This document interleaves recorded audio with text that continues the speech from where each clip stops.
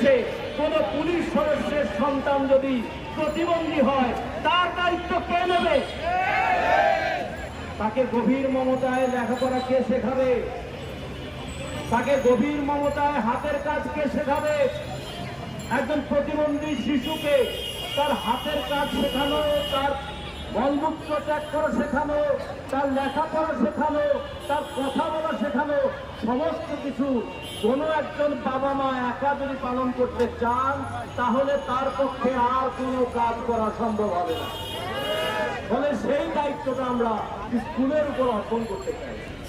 যে কারণেই তো বাংলাদেশে 65 লক্ষের উপর প্রতিবন্ধী শিশু থাকার পরেও আমরা সবার জন্য ব্যবস্থা করতে না পারলেও অন্তত 1800টা প্রতিষ্ঠান তৈরি হয়েছিল, যারা নিজেদের দায়িত্বে, নিজেদের কর্তব্য উদ্বুদ্ধ হয়ে, নিজেরাই উদ্যোগী হয়ে এই প্রতিবন্ধীদেরকে মানবিক সহযোগিতা দেওয়ার চেষ্টা করেছিলেন।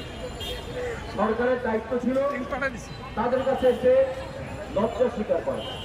যে দায়িত্বটা পালন করার কথা ছিল সরকারের, সেই দায়িত্বটা পালন করেছেন আপনারা।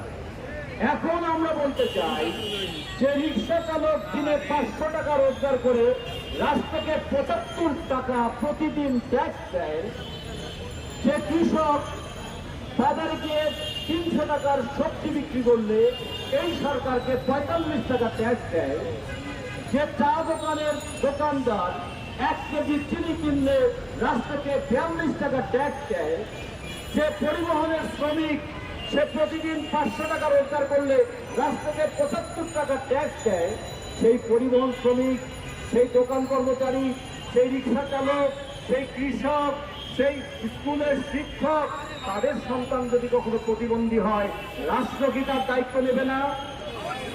রাষ্ট্র ট্যাক্স নেবার মালিক, দায়িত্ব নেবার মালিক কি হবে না? এখন এই রাষ্ট্র দায়িত্বটা কোথায় পালন করবে? রাষ্ট্র কি তাদেরকে ভিক্ষা দেবে, নাকি রাষ্ট্র প্রতিষ্ঠান তৈরি করে দেবে? রাষ্ট্রের প্রতিষ্ঠান তৈরি করে দেওয়ার দরকার ছিল, এবং প্রতিষ্ঠান তৈরি করে দিলে সেই প্রতিষ্ঠানে সন্তানের বাবা মা যেই হোক না কেন, সন্তানের বাবা মা যে পেশাতেই থাকুন না কেন, সন্তান সেখানে একজন মানুষের সন্তান হিসেবে বিবেচিত হবে, এবং তার দায়িত্ব যারা পালন করবেন তারাও একটা মানবিক মর্যাদা নিয়ে দাঁড়াবেন। আপনারা এখানে দাঁড়িয়েছেন আপনাদের প্রতিষ্ঠানগুলোর স্বীকৃতি পাওয়ার জন্য, আপনারা এখানে দাঁড়িয়েছেন আপনাদের প্রতিষ্ঠানগুলো এমপিওভুক্ত হওয়ার জন্য। আমরা তো প্রথমে বলতে চাই, রাষ্ট্র যে এতদিন স্বীকৃতি দেয় নাই এই দায় স্বীকার করে অন্তর্বর্তীকালীন সরকারের শিক্ষা উপদেষ্টা সবার আগে